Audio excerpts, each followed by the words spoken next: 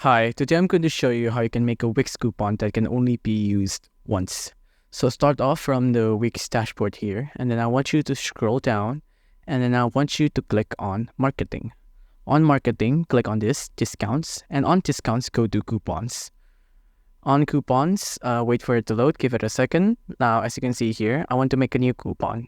New coupon here. Now, this can be whatever coupon you want. I'm just going to make it something random.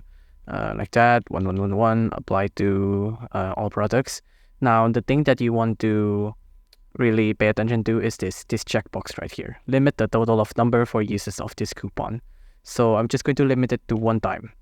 Actually, I'm going to make the coupon code here something more obvious, like one time, something like that.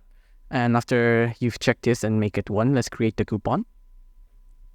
Now, give it a second.